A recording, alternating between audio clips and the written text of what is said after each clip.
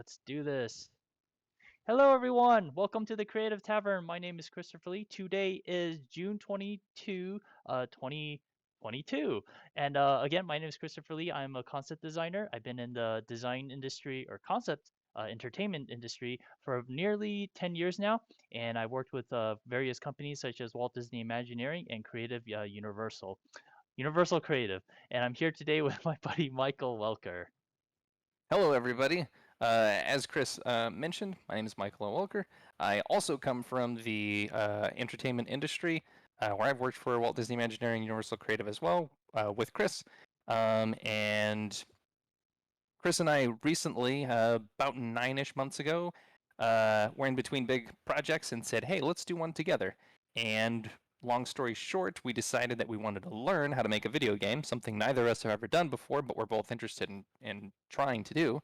And we said, let's not only learn how to make a video game, but let's broadcast our design sessions live on stream, which led to the creation of the Creative Tavern, which is where you're watching us now. So welcome. Yeah, welcome. And the Creative Tavern is a place for creative people such as yourself. If you are an artist, if you're a musician, if you're a voice actor, if you like woodworking, if you like XYZ, if you're creative at all, and if you like to share your journey, just like how we're sharing our journey with you, feel free to join our Discord, and we are very happy to have you and be a part of our family. And with that, today is Wednesday, so therefore it is Michael's day to share with his all the stuff that he's been doing for the past week. And so, Michael, I am going to turn it over to you, good sir. Yeah. All right. So, actually, I'm going to show you something kind of fun and exciting. Um, First to start, share, and I guess I'm just going to share. Well, actually, yeah, I'm just going to share my whole screen, and then I'm going to bounce around to look at some different stuff. Okay. Start with better text readability, but let's see, where is the ta-da? Um, this is Oh, my certificate of completion for oh, finishing yay! that the complete C# Unity Game Developer 3D online course. Took me a long Congratulations. time. Thank you. That's like a course with 30 hours of video content, and each hour takes me about 3 to 4 hours to do. So that's like Oof. in the neighborhood of 100 hours of training, which is cool.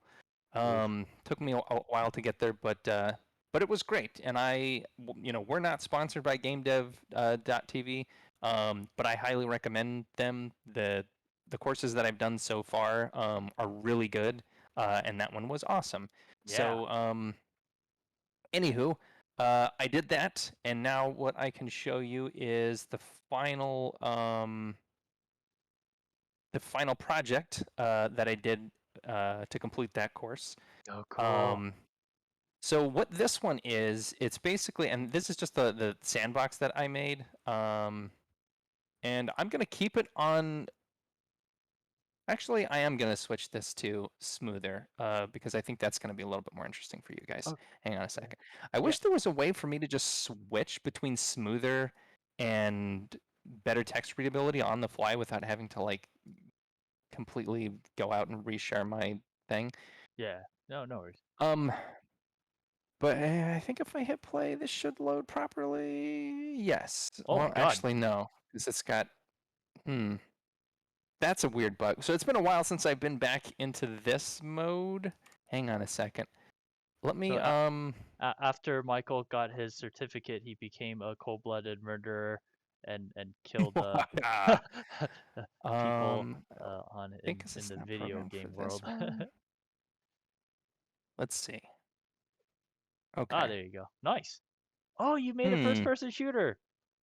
Yeah. So Oh, first person cool. shooter with like these things are like little pickups. So when I walk over them, you can see it disappears, and you can't see in the top right because for some reason there's a bug that I haven't fixed between the sandbox and the actual final level, which I'll show you in a minute. But it's basically it's keeping track of the bullets, and I can't shoot my gun either. Oh, man, this sandbox got real buggy. So I can walk over these, pick them up. Cool. Uh, and there's a zombie here. Will he start attacking me? Yeah. Oh So now God! he'll like Oh God! chase after me, Oh my God! and I can't shoot. I don't know why that's broken, but anyway, so the first thing that we did in this tutorial was just kind of make this sandbox area, figure out how to do Oh jeez. um Yeah. the Uh-huh. first person shooter movement. Oh man, look at that guy. He's just coming right up Jeez. here to chase me. Oh, and he killed me. Yeah. So that's why it says your toes. Um oh, Oh, okay. oh, And oh so jeez. here is the like actual level. Um which now I've got this like flashlight thing, and my guns, and the guns actually shoot now. So now I can actually shoot this guy. Oh jeez. Whoa, he's floating. Oh my God. Ugh, Oh jeez.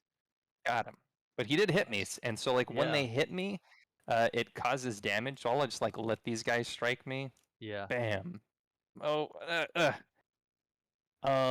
and then I kind of have these like lights that and by the way, like I didn't spend very much time building this level. Uh-huh. Uh-huh. This was just enough to like get through the course. Yeah. Um, but the idea was like, okay, we're gonna have this like kind of forested area, and I plopped down a couple of lights just to kind of like help guide the player through here, and you can see, oh shit, Oh jeez. zombie. You can My see a God. couple of I think, yeah, this is the gun that has a sniper scope on it, so you can kind of see some of the zombies in there. I can shoot Yeah. this guy, and that'll piss him off, and now he's gonna come over here. But now I can't see him. There he is. Oh jeez. Can I kill him before he gets here? I think I got him. And my flashlight is dead, because that's another thing that I programmed in, or through the course of the tutorial, they show you like how to program the flashlight to die, to kind Uh-huh. of like Uh-huh. make it more suspenseful. Yeah.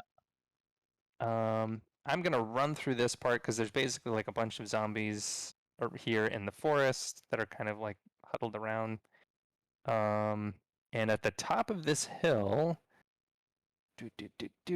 there is a building structure that I can go into. There it is right there. And oh, no, you got me. Oh, oh, oh. And so now we can go into here. Ugh, come on. I think I'm probably getting chased by a shit ton of zombies. No, Oh, maybe not. no one's chasing you. Oh, that's great. All right, so I can go into Whoa, here. cool. Oh man, it is way darker in here than I remember. Oh, actually, it's so dark in here I can't see anything. Um, Do you have a torch or a flashlight or oh, there you no, go. but I can shoot the gun and kind of see the room. Okay, I can't really see any more in there, but what I can show you is if I go back to bunker, don't save. Oh wow. Exterior. So here is the level. Uh-huh. Um, and yeah, so basically just did a lot of the same things from the like rail shooter tutorial that I did with like, making the environment and adding in the trees and things like that. Hmm. But there was one new thing that they showed. Well, I mean, there was a lot of new things that I learned in this tutorial, but like one of the big new ones was being able to make these buildings. Because there's something in here called Pro Builder, Uh-huh. which you can see this menu. Well, maybe you can see it. It might be a little bit blurry, but there's a menu here called Pro Builder, which Uh-huh. basically allows you to do like some rudimentary modeling. I don't think it's nearly as good as something that you could do like in what's it called, in Blender. Uh-huh. Uh, but I can basically, take these shapes and I can say like, okay, let me manipulate the vertices so that I can click this vertice and I can, start Ah, manipulating this. And like, yeah. over here. Yeah. Um, and you can make new shapes, so I can do like a new poly shape. And then I can just like draw a thing here, and then now I've got like, oh, now I've got this triangle cube thingy. Yeah. Yeah, that's perfect because let's say you're designing what is it? The levels, right? Um Mm-hmm. and you need like a certain type of building shape. You just do exactly what you did and then once you get that there, you're like, "All right, this is the real estate it's going to take. I want it to be this big." Then you basically export that to me, and then I could just take your shape and then model it on top in Blender, and then give the asset back to you, and then you could just take my asset and then replace it. with Yeah, yeah, exactly. just swap it, which is great. Yeah. So, and I'm still very much a beginner. Like I don't know how to do a whole lot with this, but some of the things that I did make, where is it in the prefabs pickups? This one, this like shotgun shell I Oh, made nice. in this, yeah. Yeah. I mean, it was just kind of like a basic cylinder that I then, kind of extruded some components of and then changed the colors. Mm-hmm. Um, so yeah, so that was cool to kind of like learn how to use that thing. A new tool in my tool chest, if you will. Yeah, that's great. Um, and Cool, cool. yeah, that's basically kind of it. I didn't do a whole lot to like, really refine this in terms of like making it a cool level with like design elements and like balancing the battle mechanics between you and the zombies. But I did try to do like a couple of neat things in here. Like one of the very first things that I did was like where the player starts, the very first thing you see is this big orange building up here. Yeah. I wanted to make sure that you could see like, oh, that's where I'm supposed to go, I guess. Like, I wonder Right, what right, what right. that thing is up there. Cool. Um, and tried to create like multiple paths for the player. So, oh, actually, it's way brighter now than it was earlier. Yeah. That's interesting. I wonder why. It must What have. what's the 19 up on the top right? Your Oh, bullet count that's or your health? ammo. Oh, okay, got it. Yeah, that's bullets. Got it. Um, so yeah, and then there's 3 different guns here that I can switch Oh, between. So you can see now nice. that there's like this little pistol that I've got. I can switch to this gun, which has got a scope on it, Ooh, nice. so that I can shoot that guy. And then this one, this is a shotgun, which doesn't have a lot of range, but does a lot of damage, so it kills them Yeah, immediately.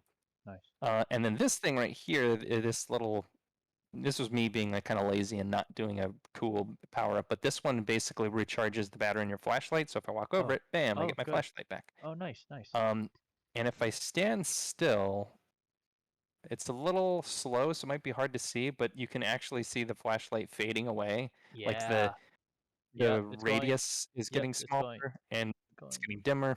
Yep. So that's something that we programmed in.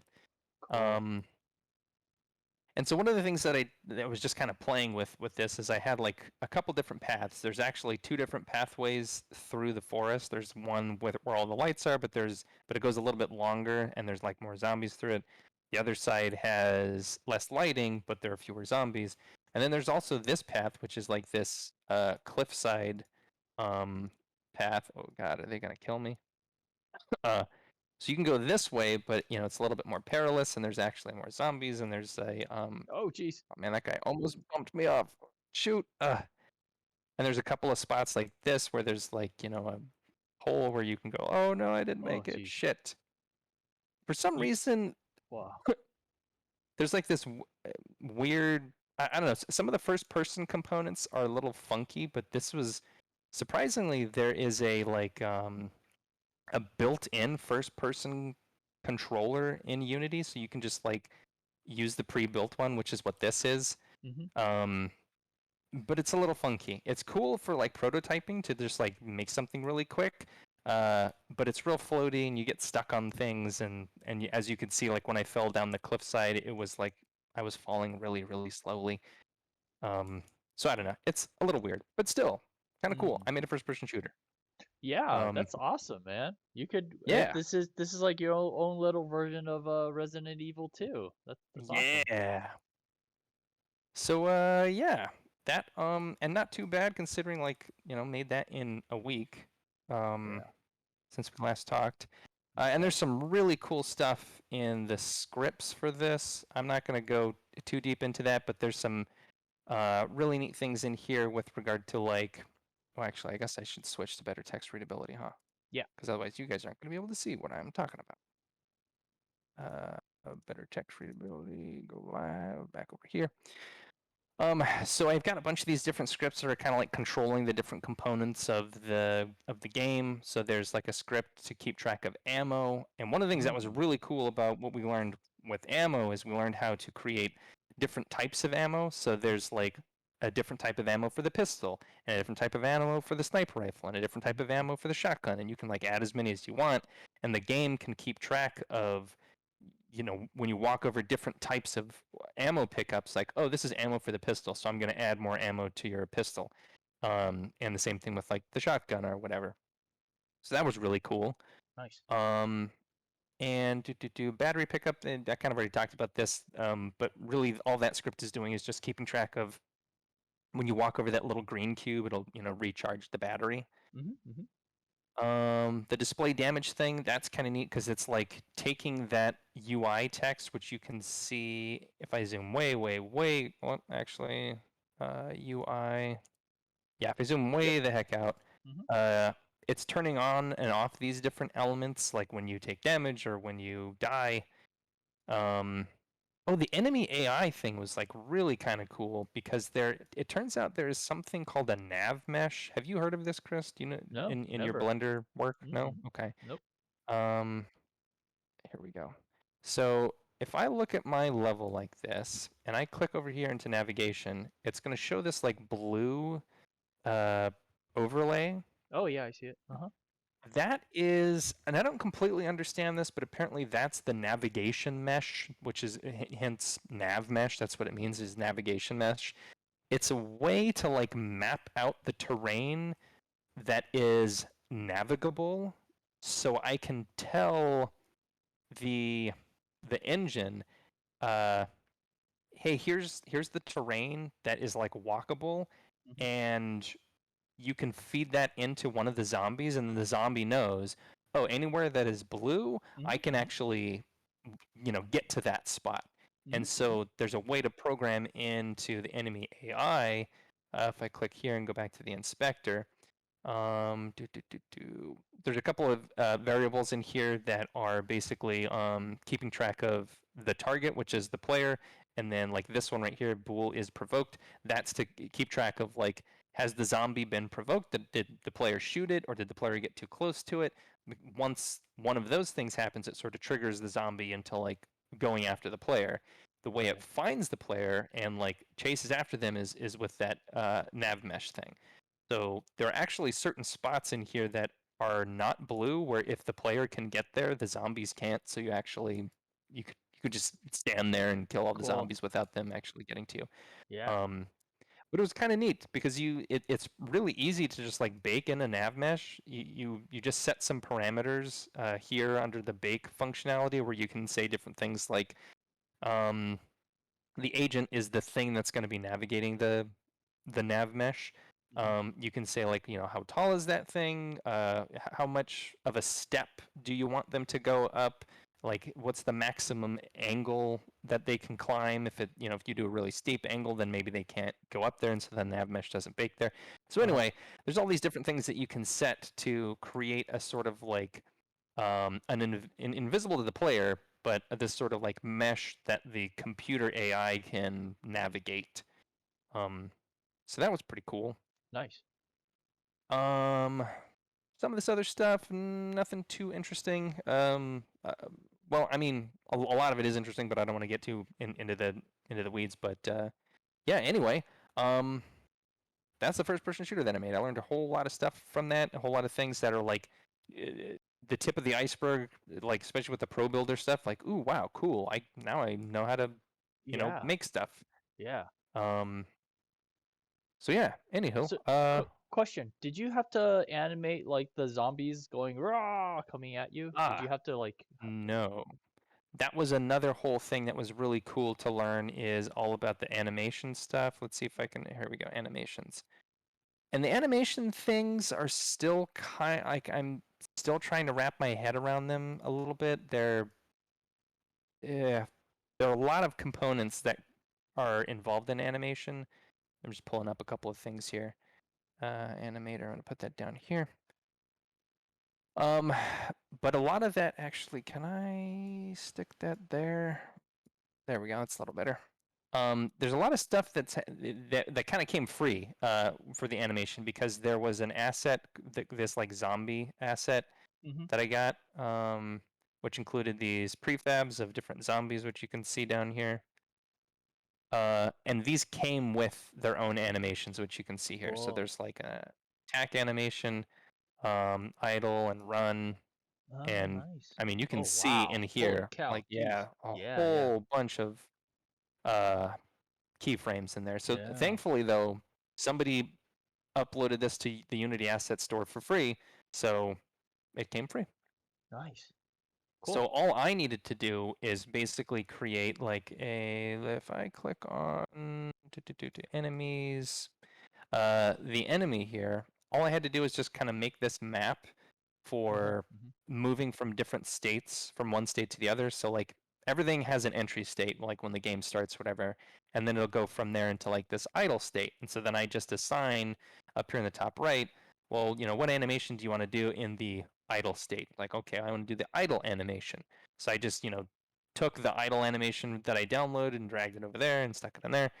Um, and then, idle can move back and forth between the move state, and the move state can go back and forth between the attack state. mm-hmm, mm-hmm, And the way you change those is with these transition arrows.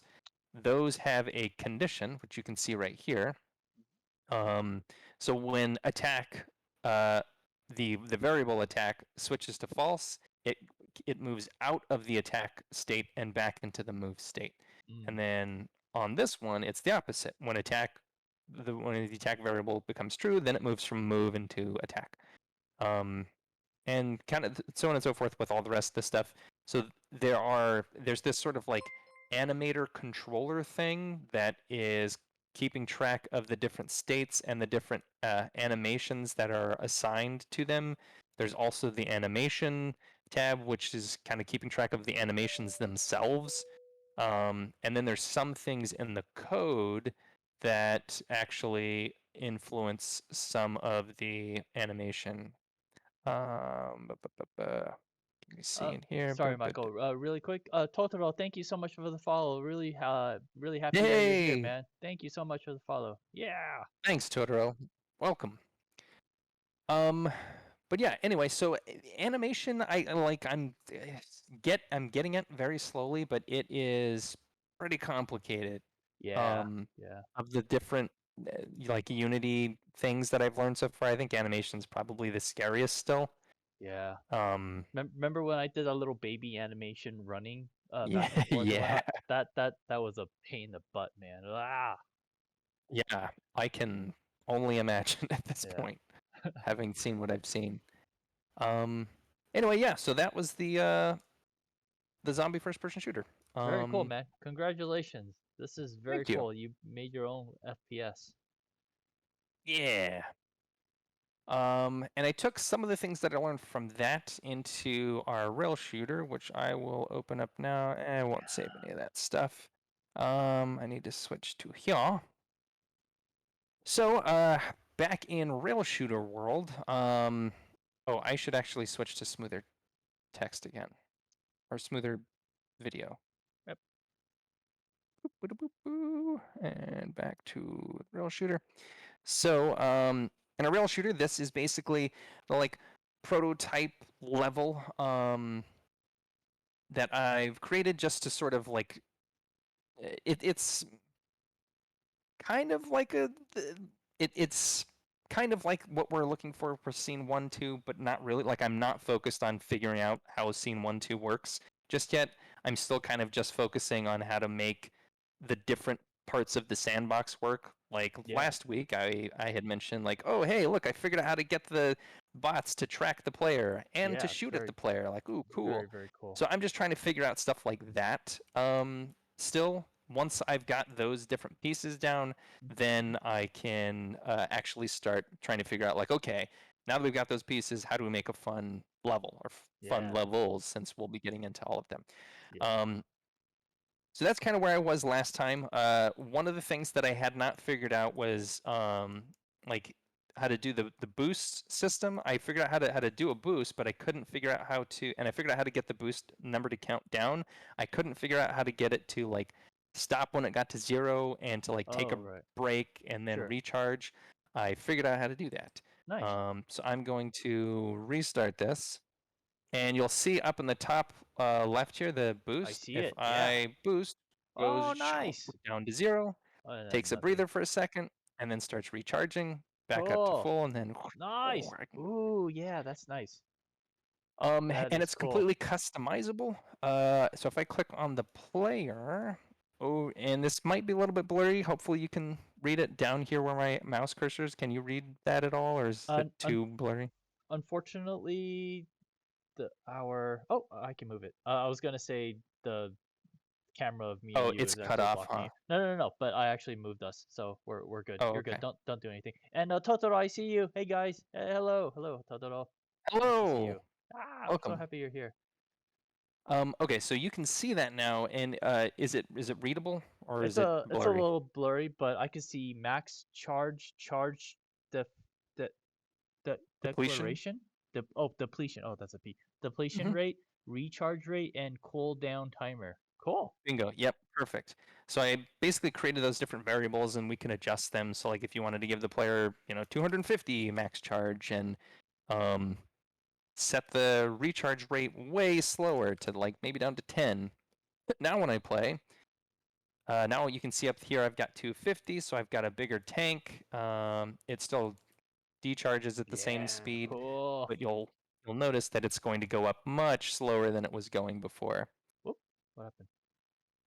I lost your stream. Oh no. Oh, okay, there it Uh, is. All right, are I we got it. back? Yeah, we're Okay. good. And Totoro says, "Man, this is looking really good, guys. Thank you so much, Totoro. This is all Thank Michael's you. Unity skill showing right now. That's so awesome. Thank you for showing this And to us, Michael." sure, my pleasure. Um, so yeah, so I've been working on that. That took a long time to figure out, but and I don't know if he's in the chat, but Captain Blue Blue last week was here and was kind of trying to help, give me some ideas about like how to solve that problem. Um, and if on that last stream, I was like, while he asked that question, I was like, I wonder if I can do X, Y, and Z. Like, I'll try that offline. Mm, And then he had shared some things in the Discord, which I looked at. Honestly, that went over my head. Was a little more experienced than where I'm at least in terms of like Unreal. But it was helpful because it kind of like helped get the creative juices flowing in mm, my brain, and nice. then I eventually was able to take those different pieces and kind of like try a bunch of different things and figured out how to get it to work. So thank you, Captain Blue Blue. You were very helpful. Yeah. And Totoro says, Um, "I love the tiny ship zooming around and casting shadows." Yeah, for real, man. yeah. So yeah, so that was a big one. That took me a while to figure out, but once I did, man, I felt like $1,000,000. Like Yeah, that's one of the like congratulations, dude. most satisfying things for me about computer programming is when you like actually figure out how to do a thing. Hmm, Oh, hmm. whoops. Gosh, it just feels amazing. Yeah. And then there's one other big thing that I added. That actually, if we can switch over to you, Chris, and we can look at that one YouTube video that I sent you, Of course. um, that will be a good lead in. And so while you're pulling that up, I'll go ahead and give some context to what we're about to look at. When Chris and I first decided we were going to do a rail shooter video game, I went and looked up a whole bunch of different reference material, and pulled up a bunch of different rail shooters that I've played in the past or that I was a really big fan of. Things like Star Fox and various arcade games, Time Crisis, and House of the Dead, things like that. And one of the games that I brought up was the original Jurassic Park arcade game. This was the OG Jurassic Park arcade game that came out in like 1994, like a year after the movie came out, and it had this really cool like sort of half flight simulator seat that you would sit in, and as the game was playing, like it would bounce you around and move you as though Mm, you were like actually in a jeep, which is pretty cool and pretty fun.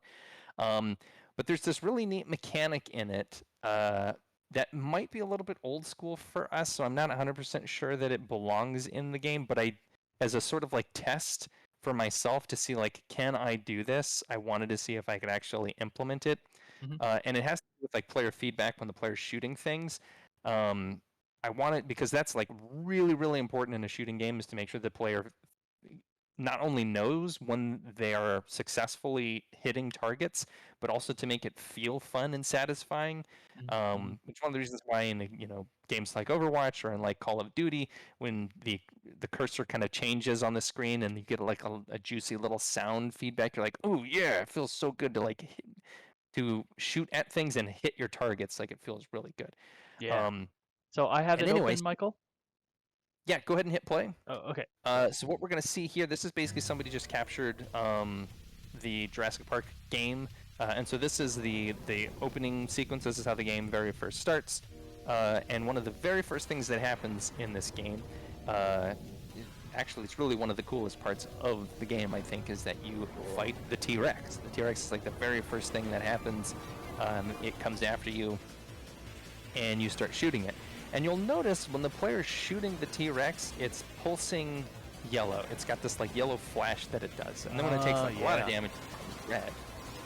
And so my challenge to myself was, can I do that? Can I program in that sort of like pulse so that way when a player shoots one of the drones, for example, can I get it to like flash that glowing yellow? Yeah. And boy howdy, I figured it out. But it was so hard. It took me like 2 days and probably cumulative 4 to 5 hours to do that. But I did it. Nice. So now I'm going to show you. So that's all for that Jurassic Park video. Okay. If we switch back to me, I will show you what I did in the game. Thank you, Chris, for Yeah, sharing no that. problem. That's Um, that's a great visual feedback, dude. I like that. Not only is it visual, but if and when we combine it with audio, that makes it even better. Hell yeah. So here's one of my drones right out in front of me here, and if I shoot him, he starts pulsing Oh, yellow. cool. And if I stop shooting him, he stops pulsing. And then if I come over here and shoot him some more, he pulses yellow. And then we shoot these guys over here. I gave this guy up front a whole lot more health than the other drones, so that way, I could shoot him a bunch and you Illustrate guys it. could see it. Sure. But yeah, so I did it, and I can't Nice. tell you how freaking satisfying it was to do, because I was pulling my, like you mentioned earlier before we jumped on the stream, Chris, that you were like, you spent 3-4 hours or working on a thing and you're like, I can't do this anymore, I got to go do something else. Like this Yeah. is that was me doing this, Yeah. trying to figure out how to get this stupid pulsing thing to work.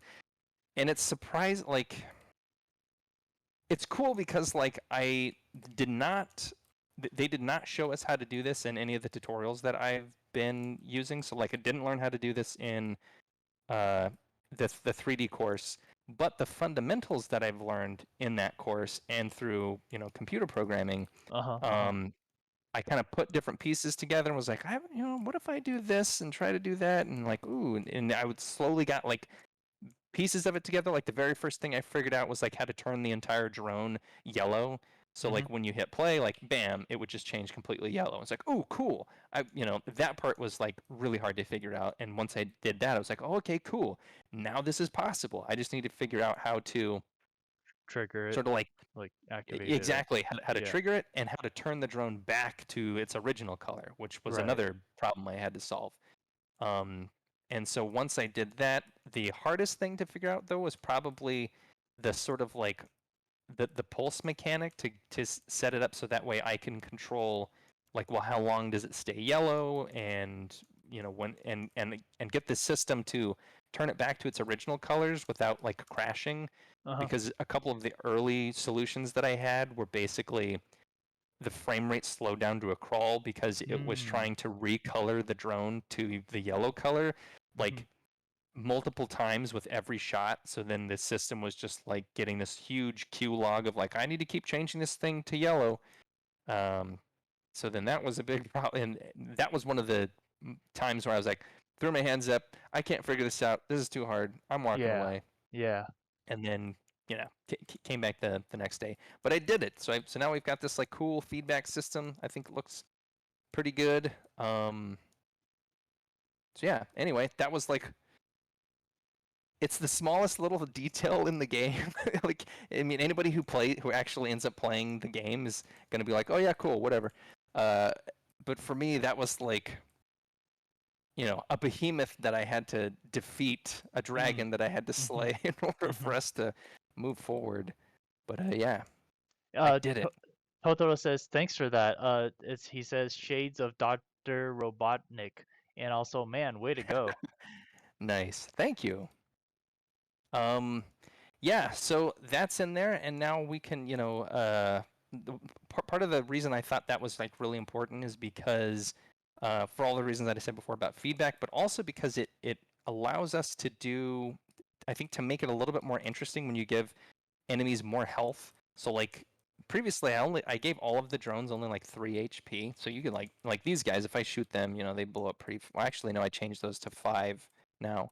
But by giving enemies more HP, as long as you have that feedback, the player can Mhm. still feel like, well, I'm doing something, I'm damaging them. If you don't have that feedback, then you kind of need to be able to kill the enemies really quickly because otherwise the player is going to get frustrated and feel like this isn't doing anything. I'm not actually, damaging this.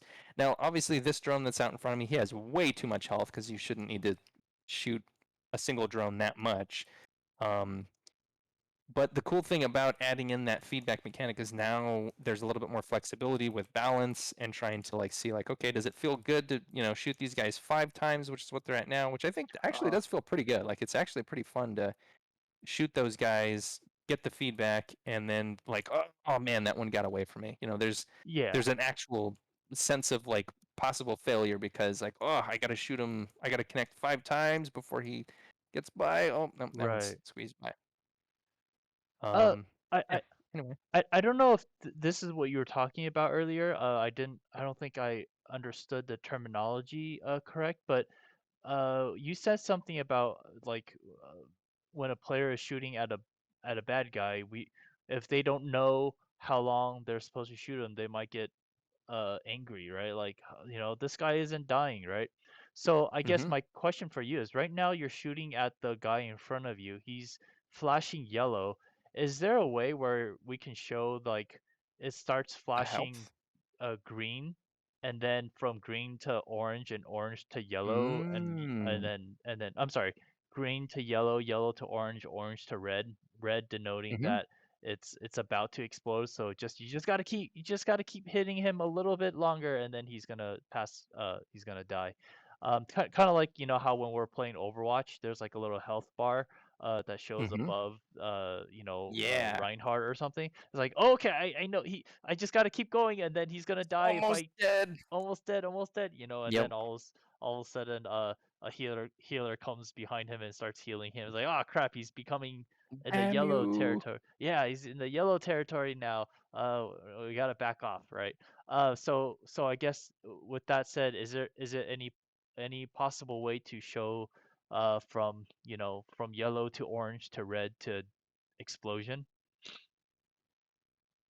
So I think there's actually two questions there. The one is, can I like pulse different colors that, you know, they start off like the early hits when the thing has a lot of health there, it pulse yellow, and then when it's like halfway dead, pulse orange, and then when it's almost dead, pulse red, and then blow it up when it's dead.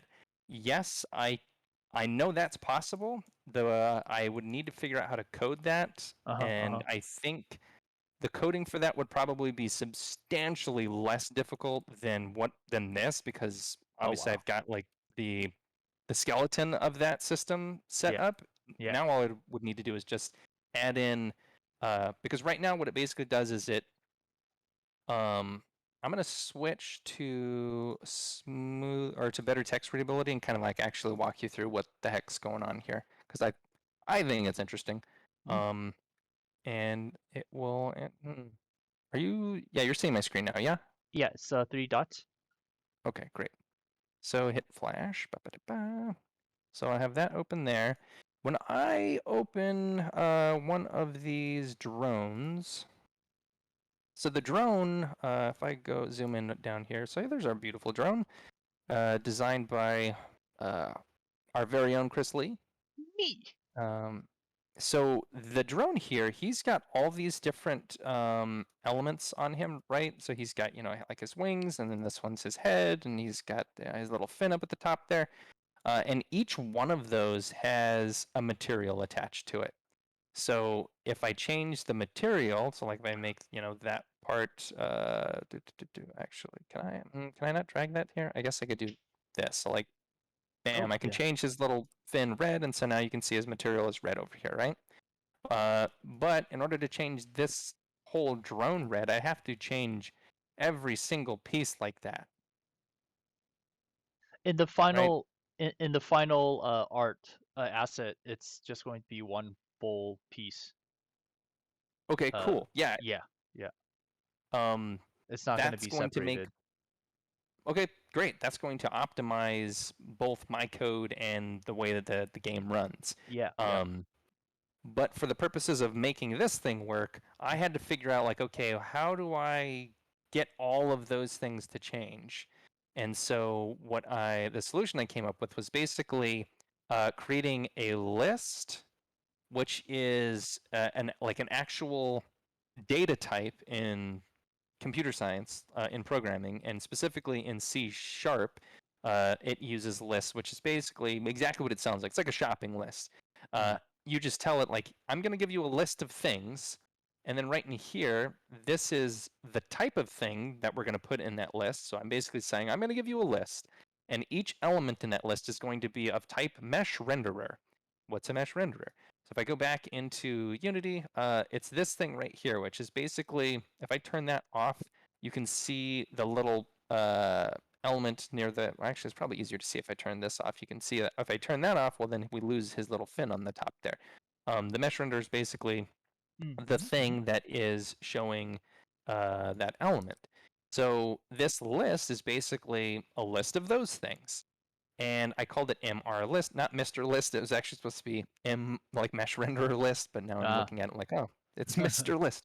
And so basically creating a new one of those, and then right here in this for each loop, which by the way, a for each loop is basically just a way of telling the computer like, hey, I'm gonna give you a bunch of things, and I want you to do something for each thing in this group of things, which Mm-hmm, is mm-hmm. perfect for working with a list, right? You got like, here's my list of mesh renderers. I'm going to give you this list of mesh renderers, and I want you to do something for each one of those.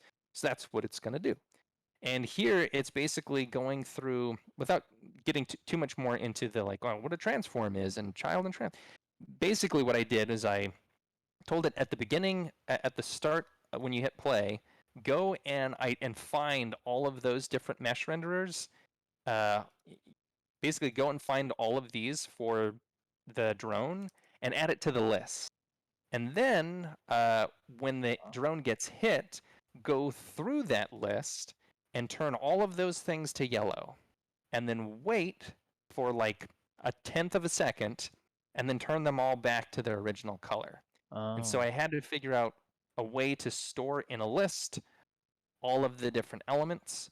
And then I had to store in a different data type, which for anybody who's watching this and is curious about like the programming side of it, instead of using a list, so I used a list to keep track of just all of the different mesh renders, but then I used a dictionary to keep track of which mesh renderer had which material, because some of them have a gray material, but at least one of them, the eye The red here, dot. it had Yeah. its own like red material. Right. And potentially, if we had different colors on there, like maybe some of the drones had red wings or blue wings or something. I don't Right. know. I wanted a way to not have to go and program in all of that. I just wanted to tell the computer, keep track of what the materials were before we changed it, so that way we Uh-huh. could go back to what it was. And Right. so that's what the dictionary does. So I've got the list that's like, here's all the stuff. The dictionary keeps track of what materials they were before we changed them, and then I'm just flipping back and forth between the two each time it gets hit. Nice. So Totoro says, "Don't mess with Mr. List." yeah, yeah, Mr. List will mess you up. Um, so yeah, that was my adventure in figuring out how to get the hit flash thing to work, and I think it turned out pretty good. Yeah, congratulations, man. Thank you. Good job, because I know how it feels when even It's so minor frustrating. programming stuff, for me in Unity, when I get something to work, I'm like, yeah, but you I know. actually did something amazing. That's a lot harder. Oh, Michael, Yeah, sorry. Do you it's mind going back to the smoother, so that we could oh, see better? yes, Yeah. sorry. No, no problem. Switch to if anybody out there is watching who is on the Discord team, feature request, please make it so that way when you're streaming you can seamlessly transition between better text readability and smoother video. That would be Or just handy. merge it into Just do one, both. both. Smooth and clear. You know that probably does exist, but it's probably for that's a premium upcharge. You got to be a Oh, Discord probably. Turbo user or something, whatever their Probably. thing is. Yeah, probably. Totoro says, "Congrats, don't give up. Yeah, never give up, never Never surrender. surrender."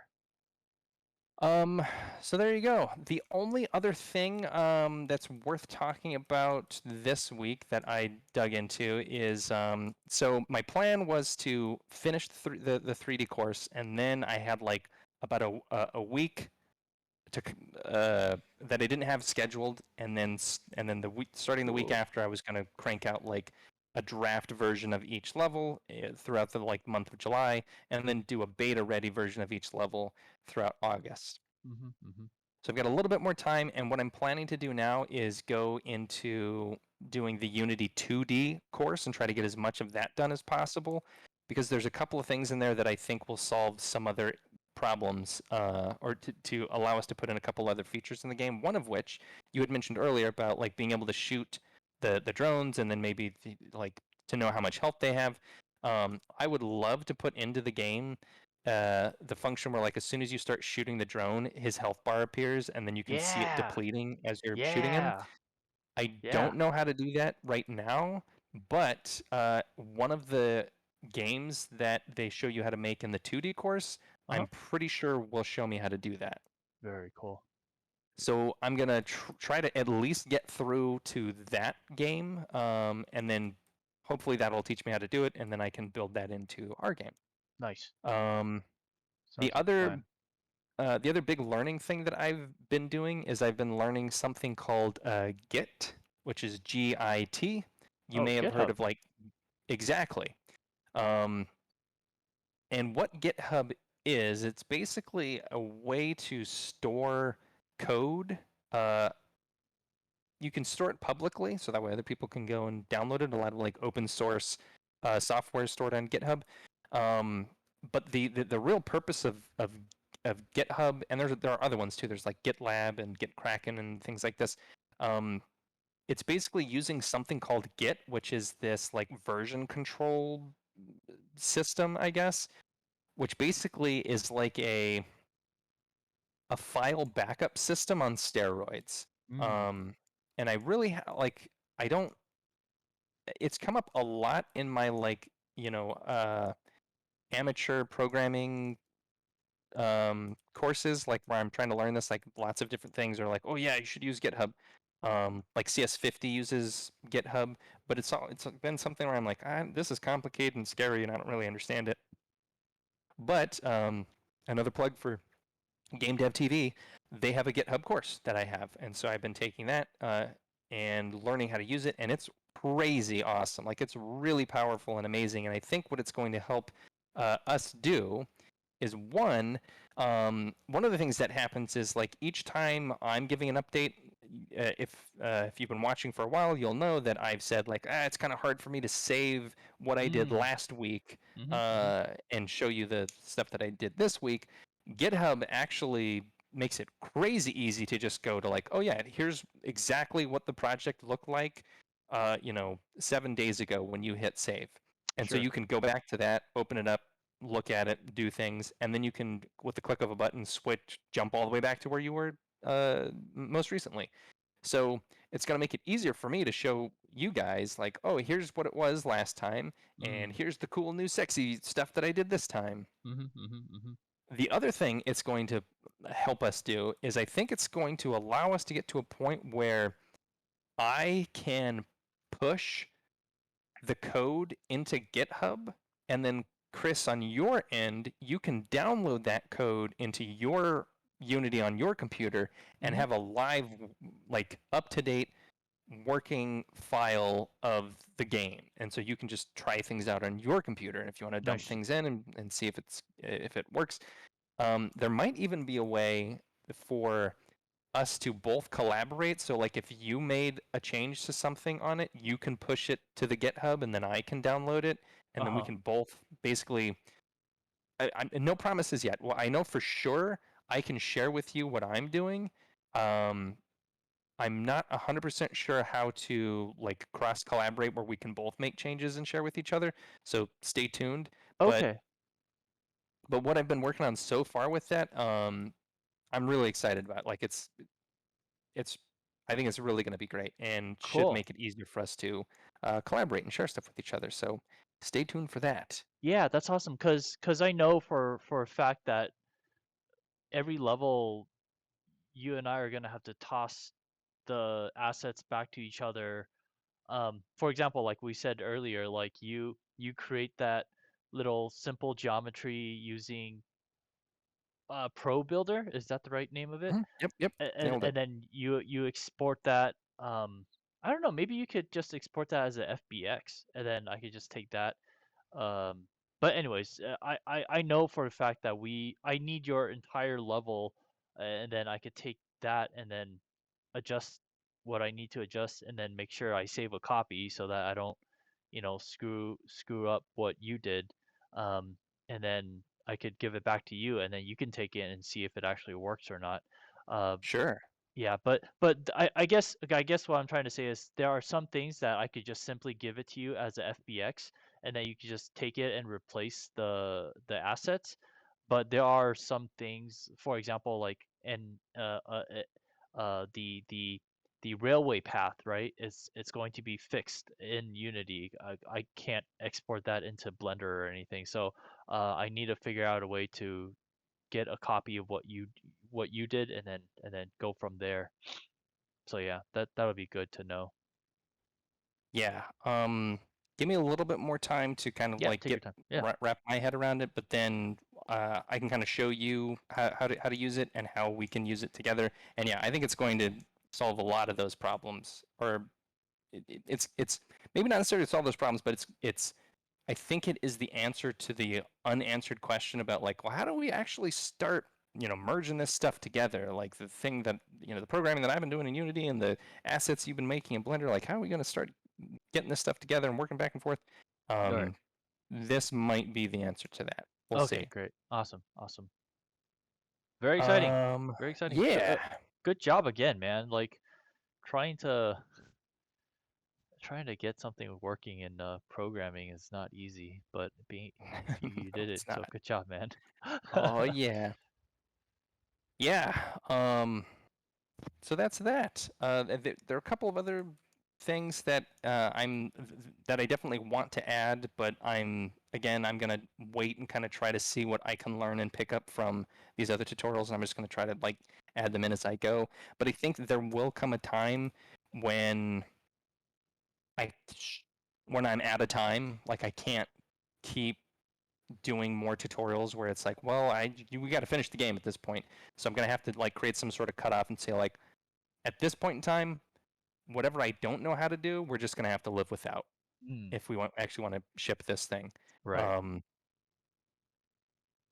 so yeah, Yeah. that's Yeah. just bear that in mind. Yeah. But until we get to then, I am trying to be mindful of like, ooh, here are the things that I think are important and essential that we need to get into the game. So I'm going to try to get to a point where I know how to do that. Hmm. Um, and then yeah, Yeah, it sounds good, man. That definitely sounds like a plan. I mean, you will work with what you know and what you've learned, and we could save all the advanced stuff for later on for our next game. Um, totally. yeah, man, good job. That looks really cool. Thank you. So yep, I'll keep working on this. I'll have some more cool like 2D games next time to show you guys. Yeah. And then any additional like learnings I have from that, I'm gonna bring over into this, and so I'll continue to make updates. Um, yeah, the only other thing right now that's like really bothering me is the targeting reticle. I feel like that really should be above the player ship because like in this position, I know I Oh, I talked about see. that before, and I Yeah, was like, I think it needs to be in front of the ship. yeah. I think it Uh, needs to be above the ship yeah. Well, because it's try it really out. hard. Like, Try it out. Yeah. I mean, just because if yeah, it's when I first tried to move it, it became a pain in the ass because of the way it changes the perspective and uh the mm, vanishing point or the vanishing mhm, trace, I guess, because it's like mhm. on the vertical axis. Um, was a real wacky, and I couldn't quite figure out how to get it to work. But I'm gonna try that again because I think it would be a lot better to be able to have the ship kind of like down here and then the targeting reticle up there, so that way you could actually see what you're shooting at. Because like if I line this guy up, you know, the What player what ship blocks. what Oh, go if ahead. you move the camera above, like a little bit higher behind the, because the camera right now is Oh. above, is behind the airplane, or not airplane, Mm-hmm. the fighter jet. What if you Actually, just move it up a little bit so that we can actually see, and tilt it down too. Tilt it down so that we can actually see both the uh, plane and the crosshair. I'm curious as to how that might look. Whoa. Oh, well, I'm just trying. Oh man, now he's still. I'm trying to just move him out of the way so we could. yeah, Maybe 60 would be better. How about 100? Still not out of there. 200. There we go. Well, let me zoom out of here. So we got this here. Yeah, let's put this down here. So you're saying the main actually, is it that the right one? No, here's the virtual camera. Can I move this oh, perfect. There you go. like that, right? Yeah, and then maybe tilt it down a little bit, like rotate it and then tilt it down. Yeah, yeah. So the crosshair is in the center of the screen. Let's see. How does that feel? Ooh, Yeah, that feels nice. That was really nice. Well, I'm gonna have to adjust the screen parameter or the screen boundaries because it's kind of like it goes a little bit sure. further down below, but that's fine. Yeah, that actually is a pretty simple solution, I think. Yeah, and you get to see a little bit more of the ship even. Yeah, Yeah, that's good idea, Chris. Oh yeah, this is already a lot better. yeah, Shit, because you're that's you're close enough that I don't think I really need to mess around more than just refining this idea actually, because this uh feels great. Or whoa, I don't know. whoa. What do you think? I think it looks good. I mean, because you're always seeing the plane and the crosshairs, and they're not really overlapping one another unless you're looking downwards. Mm-hmm. Yeah, totally.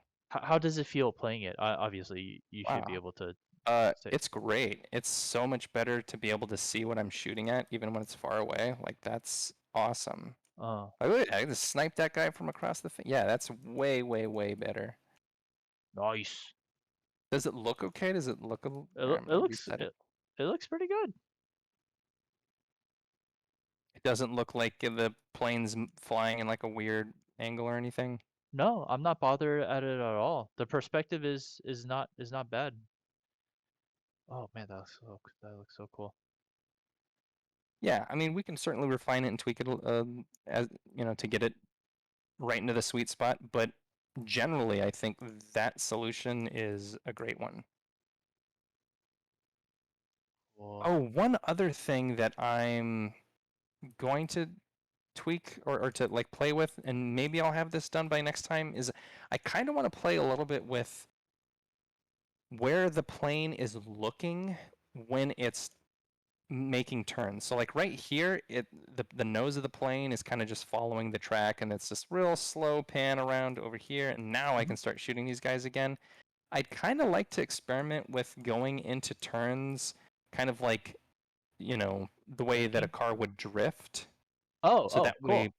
the nose of the plane is kind of like always looking into the interior of the turn. Sure, sure. Um, that way you have more time where the nose of the plane and therefore your targeting reticle is sort of like lined up with the enemies so you can Mm, shoot stuff. Because when you're spinning around to like turn, there's this whole period of time where you're not really like able to shoot anything because you're turning.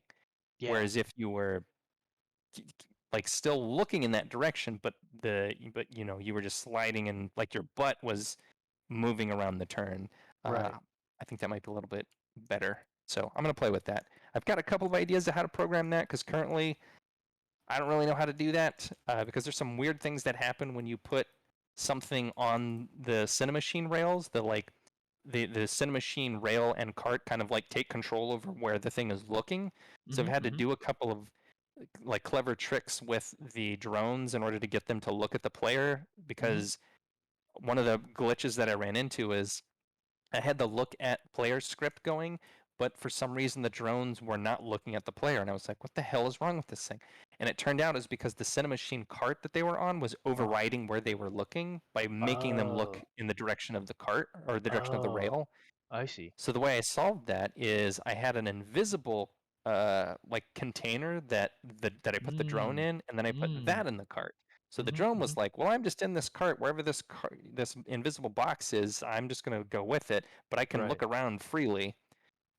So that's how I solved that problem. And what I think I'm probably gonna Clever. do here is something similar, where I'll put the player ship in its own box, and then I'll have the the sort of player. I'll have like these invisible uh, cubes in the world, and I'll have the player's ship like look at them. So even while it's moving on the rail, it'll actually have a different target that it's using as sort of like its center point. So even if it's moving, Mhm, mhm. um, I'm gonna try it. I'm gonna Yeah. experiment with it and see if that's effective or not. But yeah. Anyway, so that's my update. Those are my plans moving forward. Any other questions or comments or concerns? I have a challenge, and this will probably Okay. and I don't want you to when I say it, obviously it's kind of a jokes, but if you can make it happen, that would be cool. Uh, Okay. in that once our once our crosshair hovers over the bad guys will have a subtle outline on them, and then Mm. we will hear a little click or something to know that we have locked Like on. target locked? Yeah, kind of. Cool. So basically, once our crosshair is Actually, hovering I wanna adjust this. over any of the bad guys, yeah, Mhm. they'll get like a white or a yellow outline of around them, and then we'll know like, all right, well, if we press shoot, we're gonna hit that guy. I have no idea how crazy hard that is, or if that's even possible. Um, yeah, I'm just curious, because that would No, be that's a fantastic idea. really interesting to have them highlighted, and also with the audio like knowing that, oh, we have lock on the bad guys and we can shoot at him. And what would be extra cool is once you have the lock on, if the player had a secondary weapon where they can fire missiles that would home in Ooh, on the target. yeah, So like you have to like keep the reticle lined up on the drone for a certain like for a second and a half to get the lock, and then once you do, fire the missiles, and then they'll just chase it down yeah, and kill it. that's cool. Um, I have no idea how to do any of that, but I will do my best. Yeah, yeah. I'm gonna say put that on like the fourth, fifth, sixth things that you'll figure out, because that's just like an extra tidbit that'll make the game cooler. But I think the most Mhm. important thing is to actually figure out the fundamentals first. Totally. Yeah. Yeah, so I think the health bar is essential. Yep. Yep. Yep. Yep. Yep. Yep. I'm Yep. gonna try to work on that one, both like the player's health bar and also the enemy health bars. So Hmm. I will work on that next. But yes, the like having a little bit more feedback and visualization with the targeting, um, that would be really amazing, and I Yeah, will put that on the list, and hopefully I'll get to it. yeah. Good suggestion. Yeah, no, I was just yeah, I was just thinking like, oh, what if? Because I was inspired by what you did with the yellow, flash, indication that it's being hit. But it's like, what if we added this other feature? But obviously, Yeah. nice. Man, this is very, very Um, cool. yeah, it's coming together, man. And what was really neat once I like added the, these additional components over the last time, I found myself a couple times just like doing what I'm doing right now. Where I'm just like, oh, I'm just playing this because it's fun to shoot these things now. Yeah, It'll be a lot more fun when I put the audio back in. But anyway, there you go. That's my update for this week. Hopefully that was cool. nice. And That's very yeah, cool, man. Thank you so much for sharing this, Michael. Really appreciate it, your hard sure. work. And yeah, I'm glad I'm not the only one that's like, you know, feeling defeated when we don't figure out the damn answer, spending like hours upon hours and knowing that, it's just not working. So it's just like, oh my God, I've wasted like the whole day trying to figure out or come up with a solution that, it's wasted energy. Hey, Aburn is in the house, or is in the tavern. Aburn, How are you, man? Good to see welcome. you. Aburnt here, Michael, remember he's the composer, a really, really Oh talented yeah. guy, and also he plays Elden Ring too. So he streams Elden Ring Ooh. when he's streaming on Twitch. So yeah, make sure you guys give him a follow. So that's very cool. Again, Michael, awesome job with your how is it? You were inspired by the Jurassic Park, and then you took that concept and then put it into our game. So good job with that. That's not easy to do at all. And by the way, did you want to show the second video at all? Oh, yeah, sure. We can Okay. yeah, we could take a look at that. All right. So, while you're pulling that up, I will give some context, and feel free. You can just start that one as soon as you've got it Okay. up. You can just All hit right. play. All right. Hold on. All right. So when I went back to do some research, when I remembered like, hey, there's this cool like flashing effect that happens in that Jurassic Park arcade game that I played when I was a kid.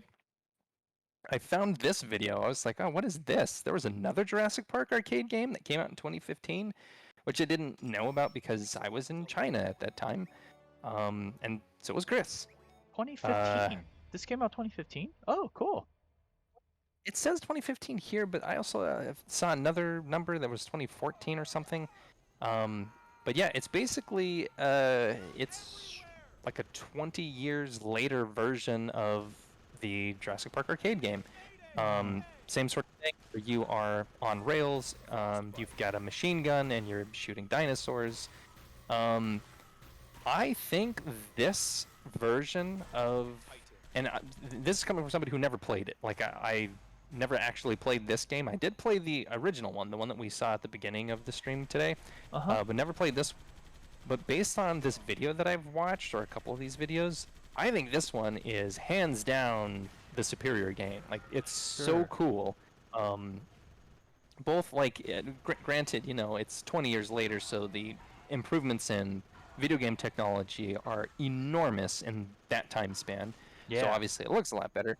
But in addition to it just looking better, there's really neat things that they do cinematically with like, so the player's in a helicopter right here, but Oh, then that oh, cool. jumps out of the Nice. helicopter onto the back of this Jeep, and now he's like Yeah. using the machine gun on the Jeep and shooting all these all these raptors that are chasing after him. There's just like cool cinematic moments like that where you're like transitioning to these different sort of set piece moments that I thought were really cool. And then like here now you're Cow. jumping back into Holy a cow. helicopter. Oh my God, that's Yeah, awesome. it's super awesome, and there's like all kinds of moments like that I was like, man, this is really really cool. And they have different types of guns that you pick up. So he's got like his base machine gun, and then there's like a more powerful Gatling gun, and then now he's got this like shock taser bolt thing. One of them is like a frost bolt, so it like freezes the dinosaurs. Oh no. Um, yeah, and so anyway, the reason why I'm sharing this with you is because I saw this and was like, wow, this is super cool. There's a lot of really neat things here. There's a lot, I think, to to be inspired by and to borrow or steal ideas Yeah, from sure, sure. um, for our game, because one of the things that we've kind of been talking about for a while, and I think, and I don't think this is quite a pivot that I'm suggesting. I think it's really more of like we should keep doing the thing that we're doing, but with like a little bit more clarity about what we're actually making, and maybe this other possible future thing kind of goes away. And what I mean by that is we've been talking this whole time about like uh, we're working on an MVP of the first level of a game, and then if it's successful, or if we're excited about it, or if the community is excited about it, then once we're done with that, then we make the decision about like, okay, what do we do now? Do we do the other 14 levels in the game? Mm. That is coming from the mindset of like making a Star Fox game, where in Star Fox because our game is very has a lot that it has drawn inspiration from Star Fox. In Star Fox, you've got your little Arwing ship, and you're flying around the levels, and like we've done a couple of streams where we've shown some Star Fox type stuff. And in Star Fox, you've got a couple dozen levels or so, and you kind of play through each one of them, and each one's like maybe 3 minutes long, something like that. And you play through the sort of sequence of levels in a single game playthrough, and you're done usually in about 45 to 50 minutes. On the other hand, with like arcade style games like this one's actually pretty long. The original Jurassic Park one, that entire game you can play through start to finish if you have enough quarters, of course, because that thing Mm-hmm. ate quarters like crazy. Right. Um, you can play through that whole game in about 15 minutes. This one's much, much longer. This one is about, well, really, this game is about 3 times as long, because there's like 3 different missions. There's the Triceratops mission, which is the one we're watching right now. There's a T-Rex mission, and then there's a Spinosaurus mission. And each one of those is about 15 minutes long, so it takes about 45 minutes to play through the whole game. But I think what might be the better approach for us with this particular game, especially because we've also been talking about like, well, what are we going to do next after this, and we've had a lot of interest in mobile. I think it makes more sense to move forward with this game, uh, leaning into these sort of arcade-style rail shooters and less towards the Star Fox style shooter. Uh-huh. The reason for that is twofold. One, the game that we're making right now can, if we get rid of the component where we're saying like, oh, it's the first level of this much longer game. If instead of that we're like, this is the whole game, and we're approaching it with the idea of like, we're gonna make this as though it was like an arcade experience where somebody's gonna come and sit down and they're gonna have like a good fun 15 to 20 minutes with the thing and get a complete experience. And we really already have so much of that built in. Like, you've got this opening mission and it kind of progresses, and then there's this big boss scene. I think it can be a really satisfying, arcade style rail shooter, as opposed to a long, juicy, meaty Star Fox style rail shooter type game. So that's one of the reasons. The second reason is I think it's going to be much easier if we decide like, hey, what if once we've got this thing done for PC, if we port it to mobile, it'd be way easier to port a game like this to a mobile device than it would be to make like a full-on Star Fox game. Because I've even played a couple of like Star Fox clones on my phone, and it's not fun because you just don't have enough input control. Sure. But if the game is like doing a lot of the flying for you, and so like maybe in the mobile version we don't even let the player fly the ship, or maybe there's like little moments where you can fly the ship and you can like swipe to dodge things, but you're not constantly controlling the ship and you're just tapping to like shoot things. Mm-hmm.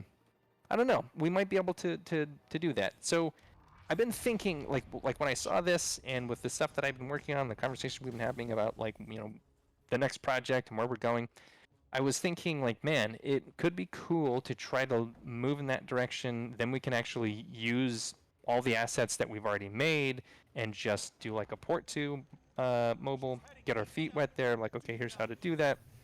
Here are the challenges of designing for a mobile device where you can't expect the player to have a controller. So there's a lot of like simplifications that need to be made in the design, yada yada yada. Mm-hmm. Anyway, all that is basically just to say that I think it could be really cool for the rail shooter game for us to build it with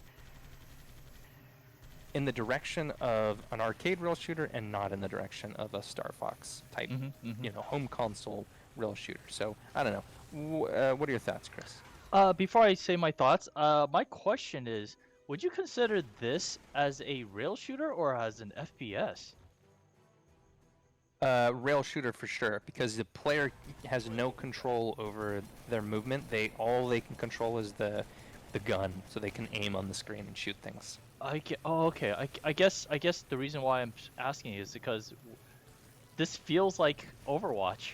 I mean, granted, he's using all the various Overwatch weapons, like the Winston's, electricity, and there's like a The Tesla maze. cannon. Yeah, there's also a maze of ice gun and Farrah's rocket launcher and shit.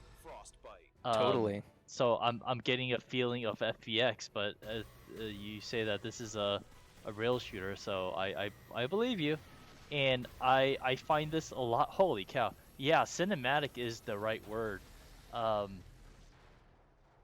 and it's so much more dynamic. Yeah, because that is so. Yes, this is definitely a real shooter. Obviously, the big difference between this game and our game, or at least our current incarnation of our game, is that it's all from the first-person perspective, and so the player is playing a human being, and you're seeing it from their perspective. You don't actually see the human; you just see Right. the gun, Yeah. and they're leaping from you, like now they're in the back of a jeep, and now they're in the back of the helicopter, and so on and so Yeah. forth. Whereas in our game, it's a third-person perspective. You can see the ship. Now, we could look at putting our character in sort of like making a modification to the ship and like having a gunner seat in there, and then you're like, Mhm. actually, the player is actually sitting in the like gunner seat of the ship, so you can Mhm. catch like little glimpses of the plane, and you certainly see it during those cinematic moments when you're like leaping, like maybe coming out of the ejector seat, or Yeah. something, and then you can have on ground, like on foot moments or whatever. Now we're really getting to the territory of like adding in a whole bunch of scope, Yeah. but at this point, I mean, it's like it's a completely different project than what we're working on right now, because it would be Sure. like, okay, now we're going to do the mobile port of the rail shooter game, and here's the different things that we're going to adjust to make it functional on mobile. Right. Um, but yes, I think the big thing that you kind of hit on is God, I love the that. cinematic nature of it. There are a couple things about that that I really like and I'm really excited about. On the Because I think the sort of nature of the arcade style experience is they don't really expect Holy you cow! to. Yeah. I'm sorry. Yeah, I'm it's sorry. no, it's yeah. I'm glad you're reacting this way, because like that's how I felt too watching those. I was like, wow, this is really badass. Like, this is a cool Yeah. game. I Yeah. wish I had gotten to play this in the arcade, but I didn't even know this existed until 2 days ago.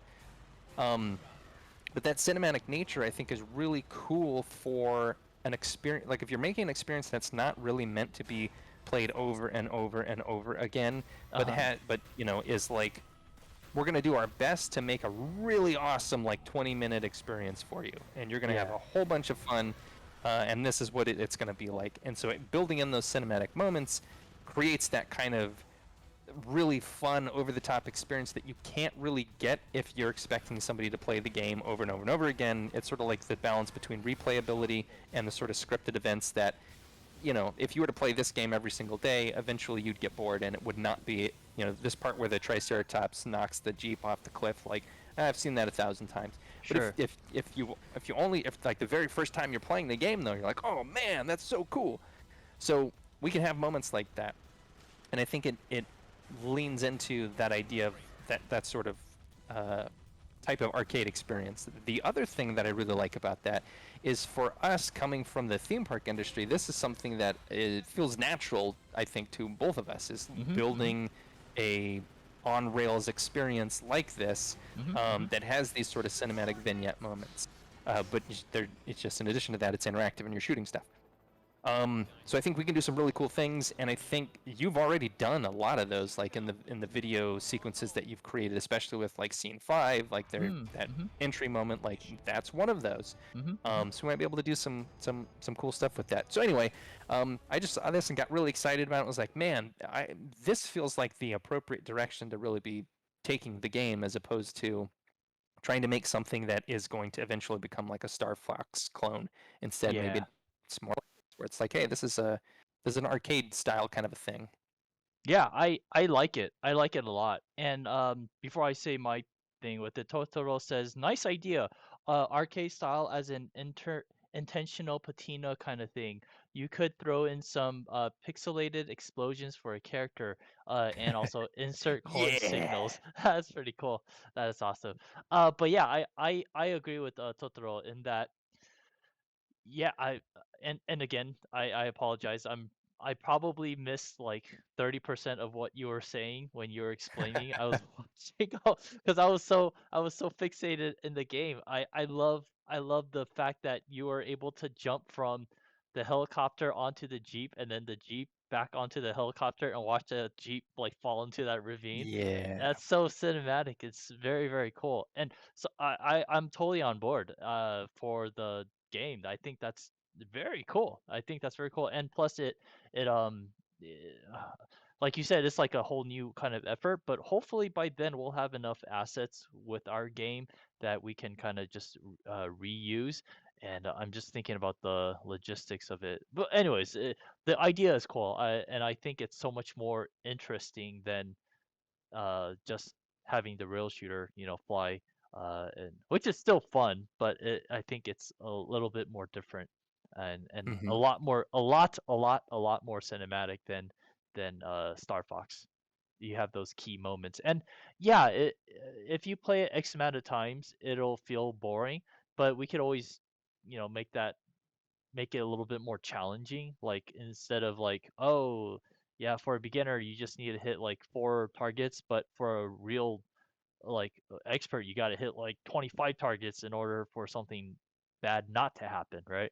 So yeah, Mm-hmm. yeah, we'll definitely we could do some exploration, and I like that idea. I think it's very, very cool. Yeah, I'm glad to hear that. And yeah, I also one of the other mechanics in that game that I love is, well, at least in the lineage of Jurassic Park games, this game combines mechanics from the original Jurassic Park arcade game, that first one that I showed you with the T-Rex that flashes yellow. And there was also a Lost World arcade game that came out that I've showed you, Chris, before, but I don't know if the chat has seen that.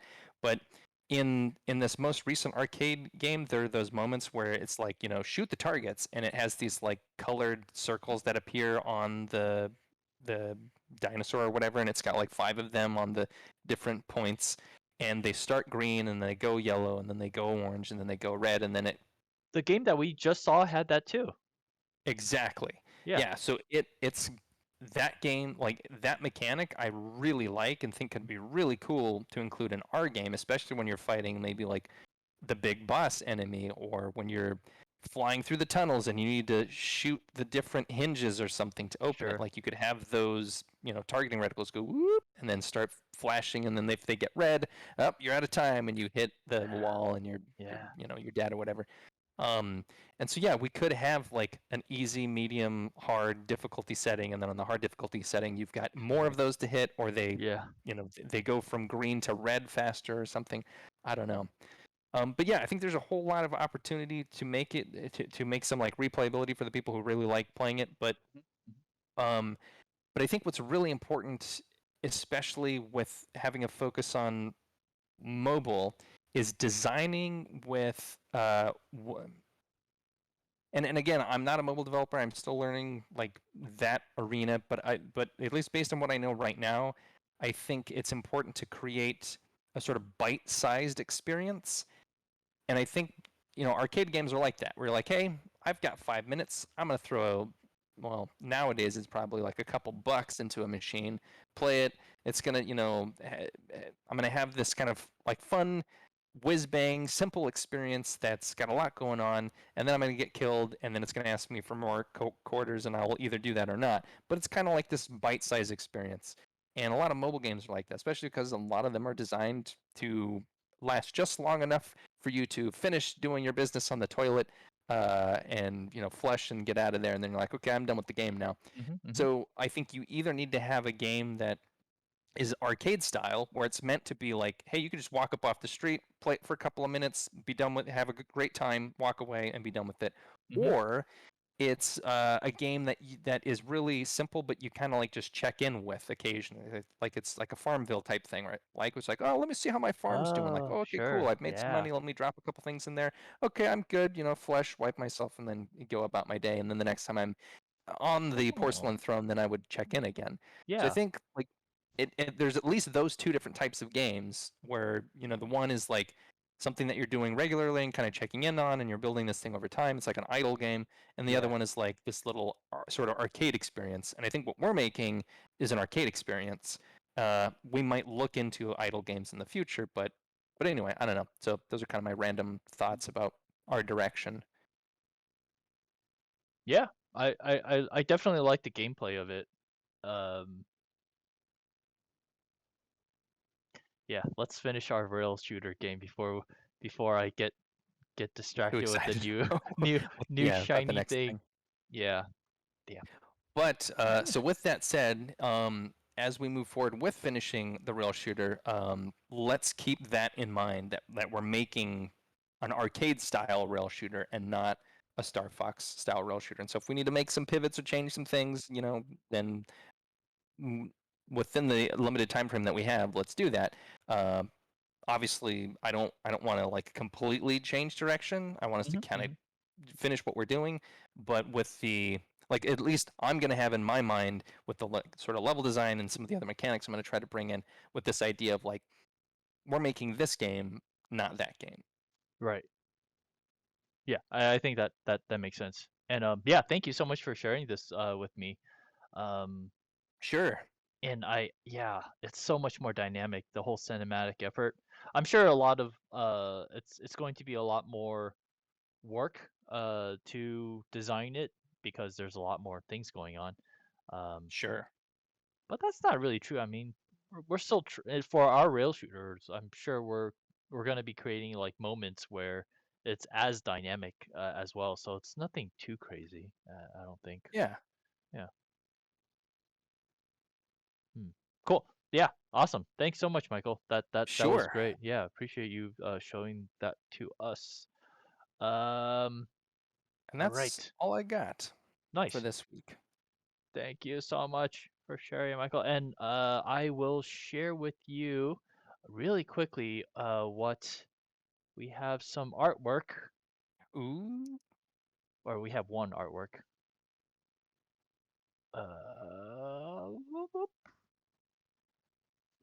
done by Queen today, or not Cool. today, but let me see. Whoop.